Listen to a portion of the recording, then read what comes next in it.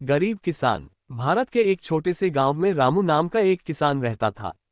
उसका घर मिट्टी का बना हुआ था, छप्पर की छत और सामने एक छोटा सा आंगन था जहां उसकी बूढ़ी माँ और दो छोटे बच्चे खेलते रहते थे।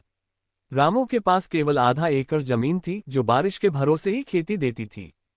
हर साल वह मेहनत करता, लेकिन कभी सूखा पड़ जाता तो कभी ओलावृष्टि उसकी फसल चौपट कर देती।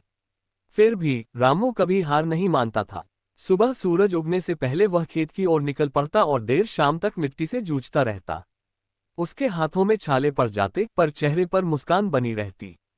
गांव के लोग अक्सर कहते, रामू तेरे पास तो कुछ नहीं है, फिर भी तू इतना खुश कैसे रहता है। रामू हंसकर जवाब देता, मेरे पास माँ का आशीर्वाद है और मेहनत करने की ताकत, इससे बड़ी दौलत और क्या चाहिए। एक साल बारिश बिल्कुल नहीं हुई। जमीन फट गई, फसल सूख गई और गांव में भूखमरी फैल गई। रामू के घर में अनाज खत्म हो गया। बच्चों को भूख से रोते देख उसकी आंखों में आंसू आ गए। उसने सोचा, अब क्या करूं। तब उसने अपने एकमात्र बैल मोती को बेचने का फैसला किया। वह मोती को लेकर शहर के बाजार पहुंचा। रास्ते में उसे एक बुजुर्ग साधु मिले। साधु ने कहा, बेटा ये बैल मुझे दे दे, बदले में मैं तुझे एक बीज दूंगा जो तेरा जीवन बदल देगा। रामू ने सोचा, अब खोने को क्या है।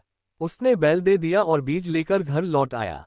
गांव वालों ने उसका मजाक उड़ाया, पागल हो गया है रामू, बैल के बदले बीज ले आया। लेकिन रामू ने हिम्मत नहीं हारी। उसने वह बीज अपने खेत में बो दिया और रोज पानी देता रहा। कुछ ही दिनों में वहां से एक पौधा निकला जो धीरे धीरे इतना बड़ा हुआ कि पूरे खेत को ढंक लिया।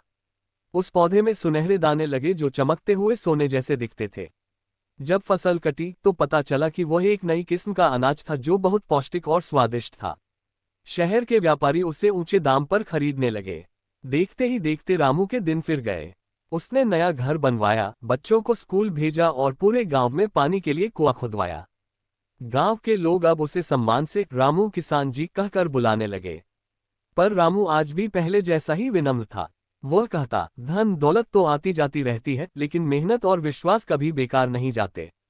उसकी कहानी पूरे इलाके में फैल गई, गरीब किसान रामू जिसने मेहनत और विश्वास से अपनी किस्मत बदल दी।